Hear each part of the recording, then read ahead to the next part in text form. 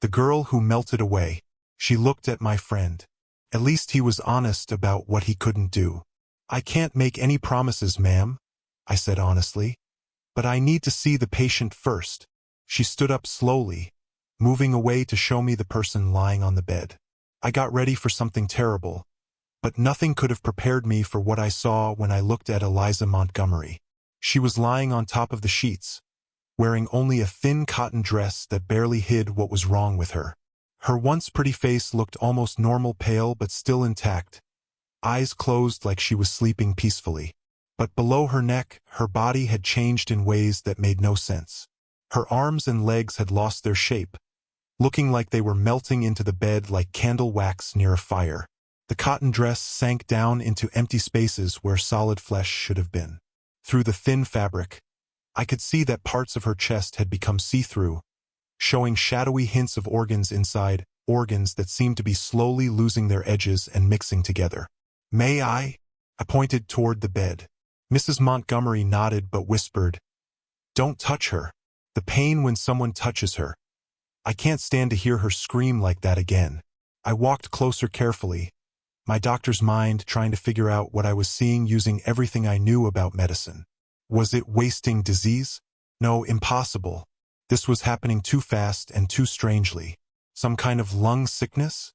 No, her lungs looked fine. Maybe tiny worms or bugs inside her. Perhaps. Eliza's eyes opened as I leaned in closer. They were bright blue, clear and smart despite her terrible condition. "Another doctor," she whispered, but her voice was surprisingly strong. "Have you come to save me, sir, or just to study me like the others?" "Both, if I can," I answered truthfully. A sad smile crossed her lips. "The others said the same thing before they ran away." I pulled a chair next to her bed, being careful not to shake the mattress. "Can you tell me when you first noticed something was wrong?" She thought about this. 3 weeks ago on a Tuesday, I was helping Mother arrange flowers from the garden when I felt a strange heat inside me, like I had swallowed something burning hot. By that evening, I could feel it spreading through my belly into my chest. Was there pain?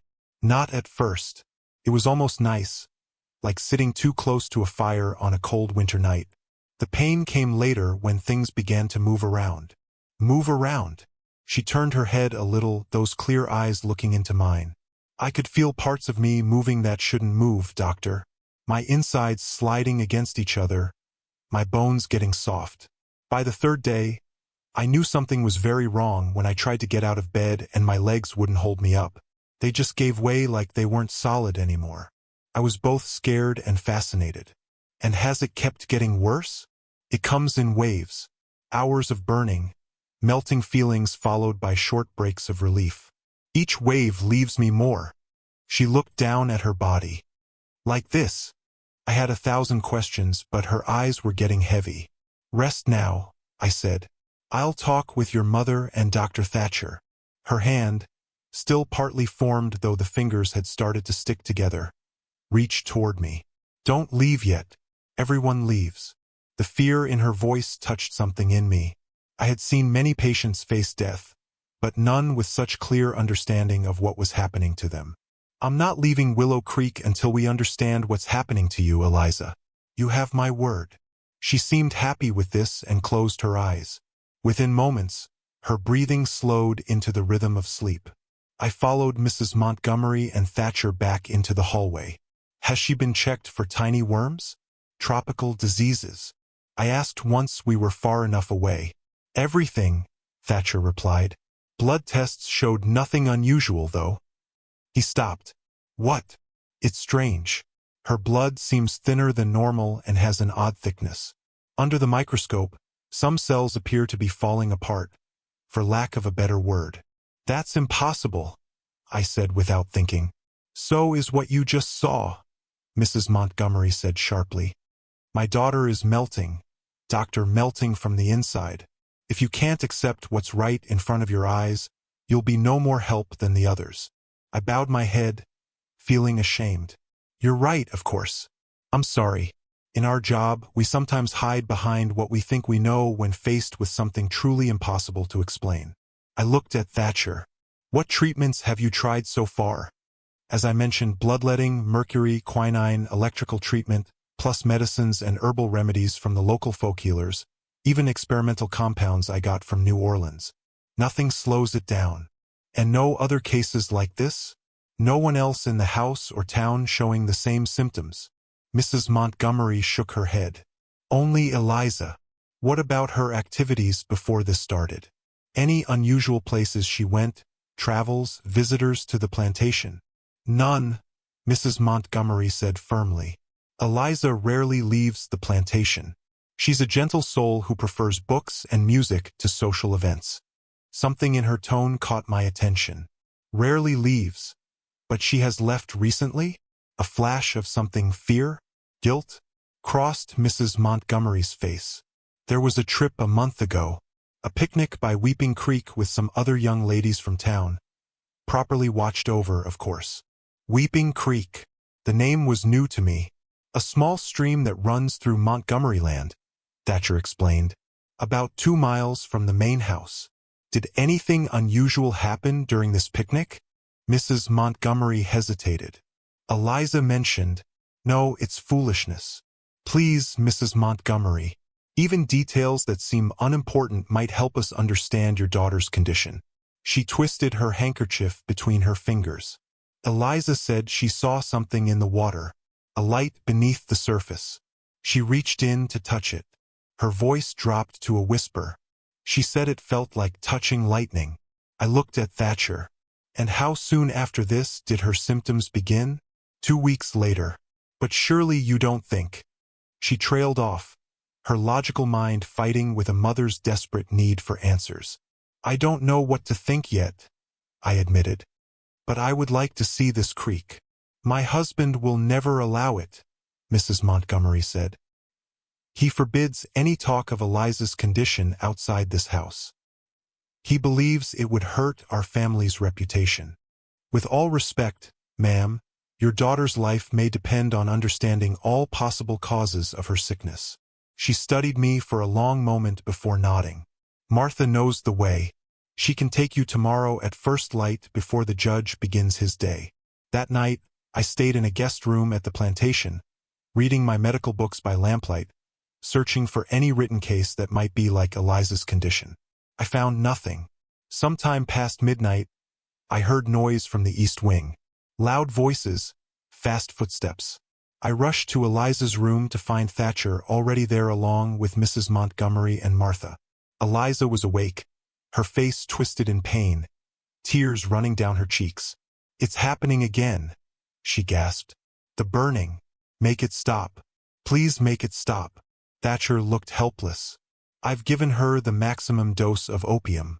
Any more would risk stopping her breathing. I moved to the bedside, horrified to see that the melting had gotten much worse in just a few hours. The difference between her body and limbs had almost completely disappeared.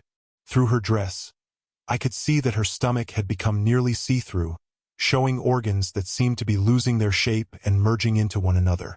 We need to cool her down, I said, thinking out loud. If heat speeds up this process. Ice, Mrs. Montgomery said immediately. From the ice house. Bring as much as you can, I told Martha, who hurried from the room. While we waited, I soaked cloths in cool water from the wash basin and laid them gently over Eliza's forehead. She whimpered at the touch but seemed to find some relief from the coolness. Talk to me, Eliza, I said, trying to take her mind off the pain. Tell me about your studies. Dr. Thatcher mentioned you're fond of books. She swallowed hard, struggling to speak through her suffering. Natural philosophy is my favorite. I've been reading Mr. Darwin's journals, an intellectual pursuit many would consider unsuitable for a young lady. I think it shows good sense, I said with a small smile. A ghost of amusement flickered across her face. Father doesn't approve. Says it will make me unmarriageable. And what do you think? I think truth matters more than convention. Something about her words struck me. Here was a young woman in 1849 Alabama, daring to pursue knowledge that challenged established beliefs. I wondered what else Eliza Montgomery questioned about the world around her.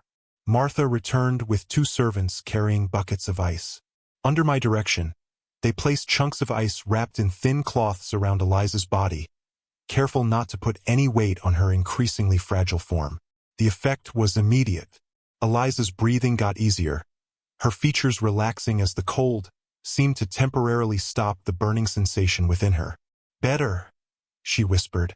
"Thank you." We kept up the ice treatment through the night, replacing melted pieces with fresh ones from the ice house. By dawn, Eliza had fallen into an exhausted sleep, her condition temporarily stable. "The ice helps," I told Mrs. Montgomery as the first light of day came through the curtains. "It seems to slow the process, though I don't understand why. Can we simply keep her surrounded by ice forever?" she asked, hope flickering in her tired eyes. "I'm afraid not. Even with the plantation's ice house, it's not something we can do long-term, and it only treats the symptom, not the cause." I placed a hand on her shoulder. "I still need to see Weeping Creek." An hour later, Martha led me through the plantation's grounds. We followed a narrow path that wound through cotton fields before entering a thick stand of cypress trees. The morning air was already heavy with humidity, my shirt sticking to my back as we walked. "People don't come to this part of the property much," Martha said, breaking the silence. "Not since before Miss Eliza was born." "Why is that?" She hesitated. "Some places got a feeling about them, Doctor. This creek, it ain't right." "In what way?" "Slaves won't come here to get water, even in the driest seasons. Animals avoid it, too. Even the judge won't ride this way if he can help it." We came out of the trees into a small clearing. Before us lay Weeping Creek, a narrow waterway maybe 15 feet across. Despite the summer heat, a mist hung above its surface, giving it an otherworldly appearance. The water itself was unusually still, with none of the ripples or movements you would expect from a flowing creek. "This is where Miss Eliza had her picnic?" I asked, walking toward the bank. Martha nodded, keeping her distance. "Right here with 3 other young ladies from town and their chaperone, Mrs. Whitmore." I knelt by the water's edge, studying the creek carefully. The water was clear, yet had an unusual quality to it, almost too clear, as if looking through glass rather than water. No fish disturbed its surface. No insects flew across it. It was eerily lifeless. Has the creek always looked like this? Far as I know, been here since before the plantation. The Choctaw people had another name for it before the white folks came. Called it the place where flesh surrenders. I looked up sharply. "What did you say?" "That's what old Joseph told me. He was brought here as a boy. Learned some of the local Indian words from the few who remained. Said this place was sacred to them but dangerous. A place of transformation." I turned back to the creek, my scientific mind fighting with the implications of what I was hearing. "And you believe these legends have something to do with Eliza's condition?" Martha's expression remained calm. "I believe there are things in this world that white doctors' books don't explain, sir. Miss Eliza reached into these waters and touched something she shouldn't have. Now she's paying the price." I removed a small glass bottle from my medical bag. "I'm going to take a sample of this water for analysis." "Be careful not to touch it directly," Martha warned. Using a stick, I dipped the bottle and collected the sample, noting that the water seemed slightly thick, sticking to the glass in an unusual way. I sealed it carefully and placed it in my bag. "Did Eliza mention exactly where she saw this light underwater?" Martha pointed to a spot about 6 feet from the bank. "There, where the water looks deepest." I stared at the area she indicated, but saw nothing unusual, just the same glassy stillness that characterized the entire creek. Yet, as I watched, I had the distinct feeling that the water in that spot was different somehow, thicker, perhaps, or bending light in a subtly different way. "I need to get closer," I said, more to myself than to Martha. "Doctor, please." I waved away her concern. "I'll be careful." Taking off my boots and rolling up my pants, I waded into the creek. The water was shockingly cold despite the summer heat, numbing my feet almost instantly. I moved carefully toward the deeper section Martha had pointed out. The creek bed was smooth, unnaturally so, as if worn down by centuries of some strange erosion. As I got closer to the deeper section, I noticed a faint glow beneath the surface. Not bright enough to be called a light, but a subtle shine that seemed to come from the creek bed itself.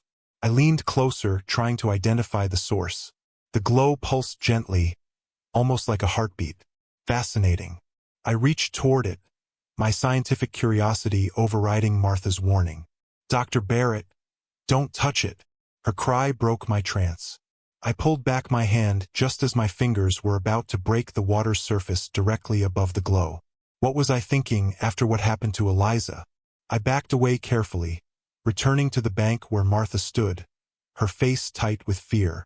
"I apologize," I said, shaken by my own carelessness. "You were right to stop me. Some things call to us," she said quietly. "Make us forget ourselves." I put my boots back on, my mind racing with possibilities. We should return to the house. I need to examine this water sample and speak with Eliza again. As we walked back, I found myself questioning everything I thought I knew about medicine and the natural world. Could there truly be things that existed beyond the boundaries of scientific understanding? As a man of medicine, I had always believed that every mystery had a logical explanation, but Weeping Creek and Eliza's impossible condition challenged those beliefs. When we returned, I found the plantation in chaos. Judge Montgomery had arrived home unexpectedly and discovered my presence.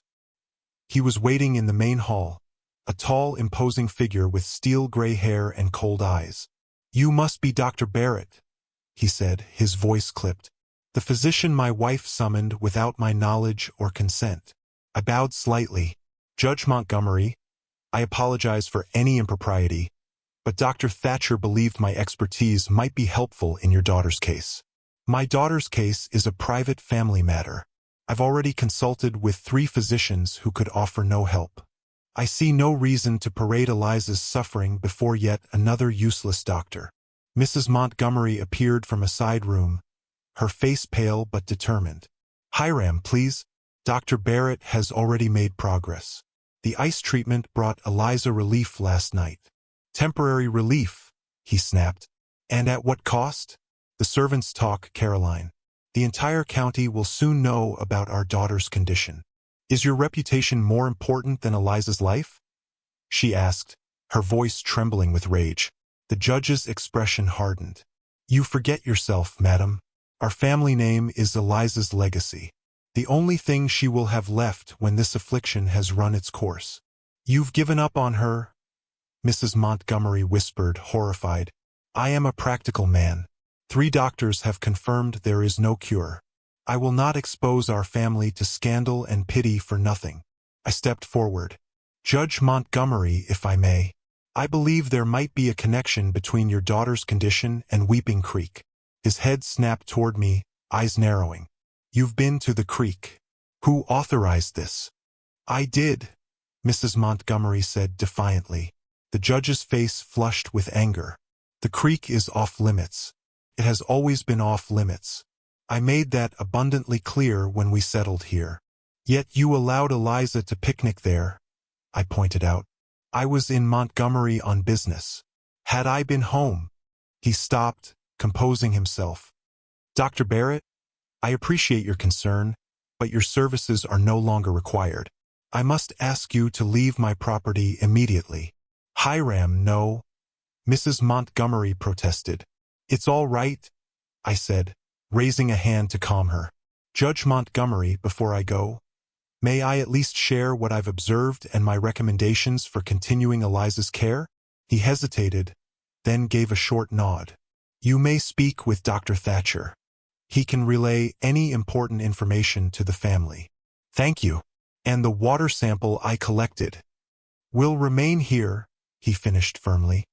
"Whatever you believe you found in that creek stays on Montgomery land." I saw there was no point in arguing. "As you wish.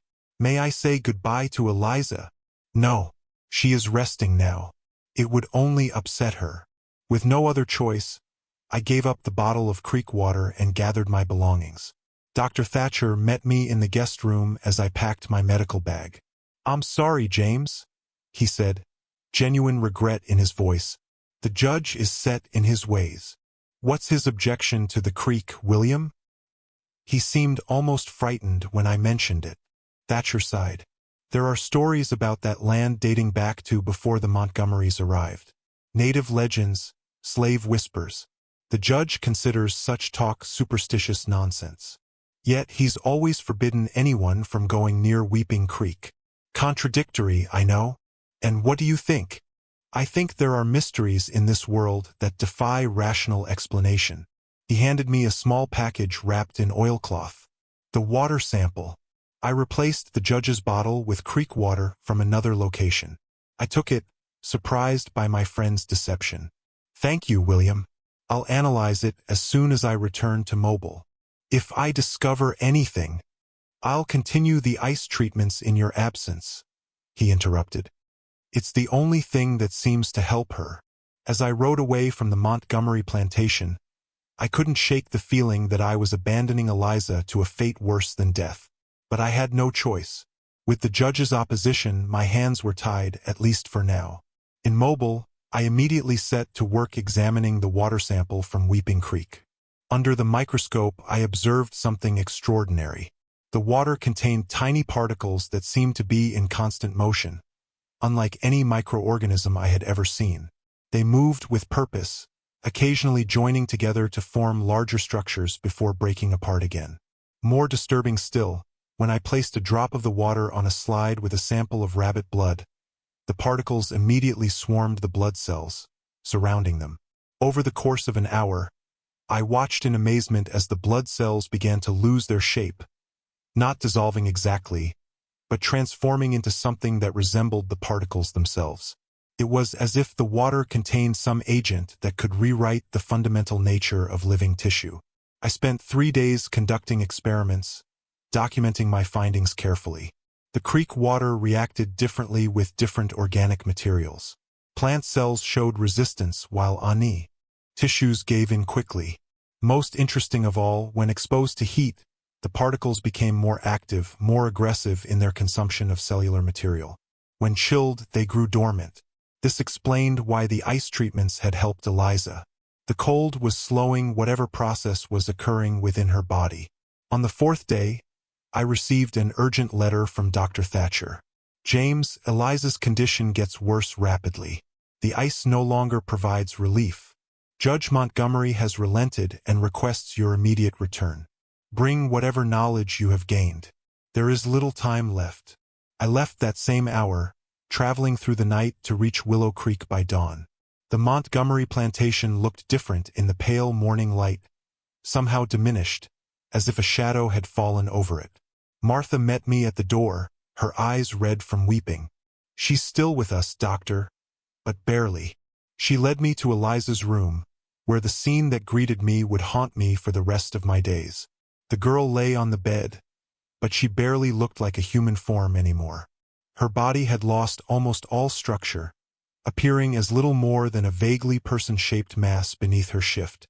Only her face remained relatively intact, though her features had begun to sag unnaturally. Mrs. Montgomery sat beside her, holding a hand that was more liquid than solid. Judge Montgomery stood by the window, his proud frame now bent with grief and resignation.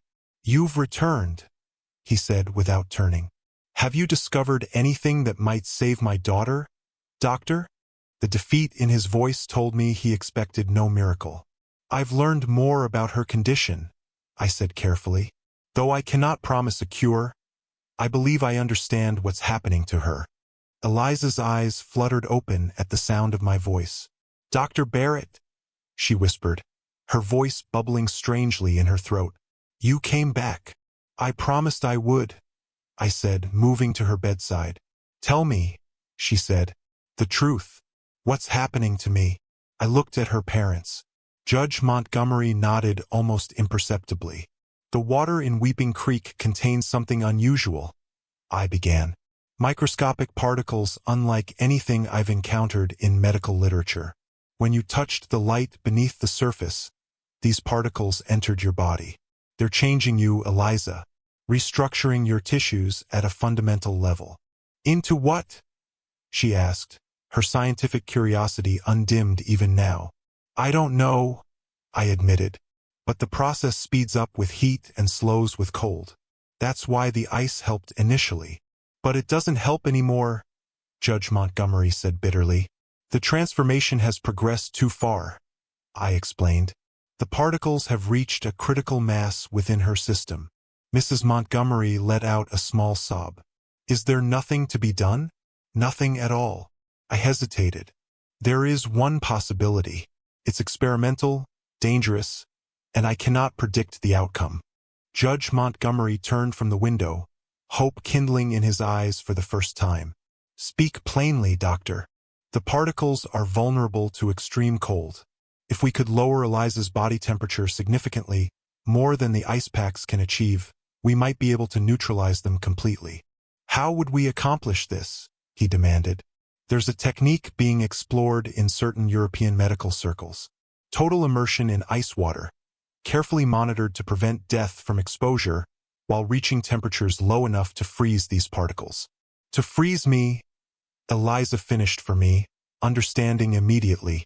Yes, in theory, the risk, Judge Montgomery asked, considerable. The shock could stop her heart, and even if successful, I cannot say what state her body will be in afterward.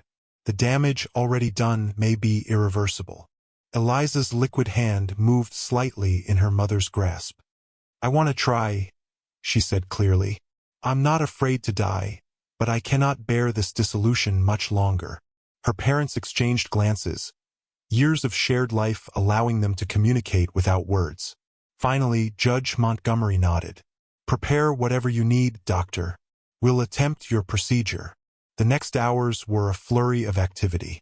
Servants emptied the ice house, breaking the large blocks into manageable pieces. A copper bathtub was brought to Eliza's room and filled with cold water. Dr. Thatcher arrived to assist, bringing additional medical supplies from town. As evening approached, we were ready. Moving Eliza would be the first challenge. Her body had become so unstable that any pressure caused parts of her to simply give way. We'll need to slide her onto a sheet, I instructed. Then use the sheet as a sling to transfer her to the tub. With agonizing care, Martha and Mrs. Montgomery positioned a sheet beside Eliza while Dr. Thatcher and I gently rolled her onto it. Even this minimal movement caused her to cry out as portions of her body shifted unnaturally. I'm sorry, Miss Eliza, Martha whispered, tears streaming down her face. Once Eliza was secured on the sheet, the four of us lifted her carefully and carried her to the waiting tub. The ice had already been added to the water, which now hovered just above freezing. This will be extremely unpleasant, I warned Eliza. The cold will feel like 1,000 knives at first. Then numbness will set in. You may lose consciousness. That's to be expected. We'll monitor your heart and breathing throughout. She nodded, her eyes clear despite her fear. I'm ready. We lowered her into the ice bath, still wrapped in the sheet. The moment the water touched her, Eliza screamed, a sound of such raw agony that Mrs. Montgomery collapsed into Judge Montgomery's arms, unable to watch. Hold her head above water, I instructed Thatcher, who positioned himself at the head of the tub, supporting Eliza's neck and shoulders. The transformation was immediate and astonishing. As the cold penetrated her liquefying tissues, they began to solidify, not returning to normal human flesh, but at least maintaining some structure rather than continuing to melt away. Eliza's scream faded to whimpers, then silence as her body temperature plummeted. Her breathing became shallow, her pulse weakening beneath my fingers as I monitored her wrist. She's too cold, Thatcher warned after 20 minutes. Her heartbeat is dangerously slow. A few minutes more, I insisted. The particles must be completely dormant. Judge Montgomery paced behind us, his composure finally breaking. If she dies this way, she's dying already, I reminded him gently. This is her only chance. At the 30-minute mark, Eliza's skin had taken on a bluish tinge, her breathing almost imperceptible. I nodded to Thatcher. Now, we must warm her gradually, too quickly, and the particles may reactivate. We lifted her from the ice bath, her body now rigid with cold but still misshapen, like a wax figure partially melted then refrozen. We dried her carefully and wrapped her in blankets heated by the fire. For hours we maintained a vigil, gradually increasing the warmth around her while monitoring for any signs of renewed liquefaction. By midnight, her body temperature had risen to a safer level, her pulse stronger, more regular, and miraculously, her tissues remained stable.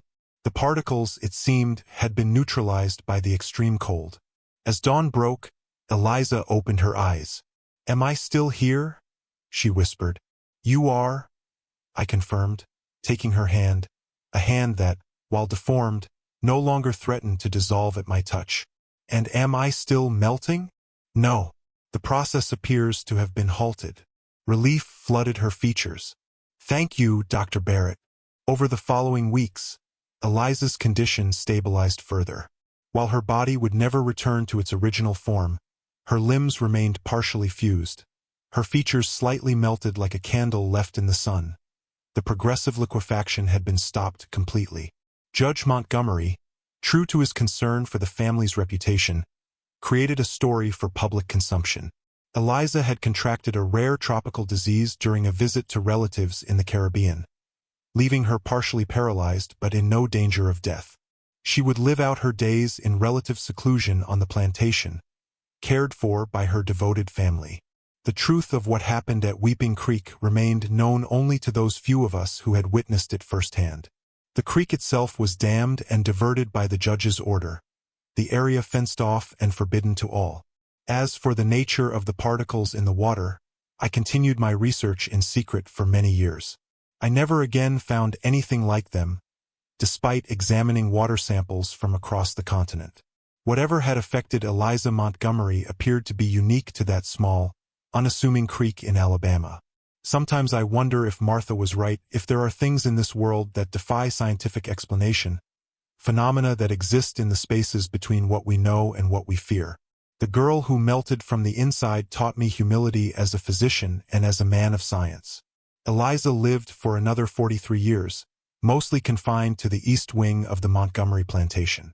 Judge Montgomery never allowed her to be studied by other physicians, though rumors of her condition occasionally surfaced in medical circles. She became a voracious reader and correspondent, conducting extensive studies in natural philosophy and even publishing several papers under a male pseudonym. I visited her once a year until her death in 1892. During my final visit, she confided something that still haunts me. "The light beneath the water, Dr. Barrett," she whispered, her voice weak with age. "It wasn't just light. It was aware. It knew me, wanted me." She gripped my hand with her misshapen fingers. And sometimes in my dreams, I feel it still, waiting beneath the surface of the world, reaching for us all. Eliza Montgomery was buried in the family plot under cover of darkness. Her gravestone bears only her name and dates, with no mention of her extraordinary affliction. The Montgomery plantation fell into disrepair after her death, eventually abandoned entirely. The land was reclaimed by nature, Weeping Creek breaking free of its constraints to flow once more. I am an old man now, my practice long since passed to younger hands. But I still keep my notes on Eliza's case, along with a small bottle of water from Weeping Creek water that, even after all these decades, still contains those mysterious moving particles. Sometimes at night, I hold it up to the lamplight and watch them dance behind the glass, remembering the girl who melted from the inside and wondering what other mysteries lie waiting in the dark corners of our world. As for the 3 doctors who refused to touch her, Collins, Foster, and eventually Thatcher, I cannot judge them harshly.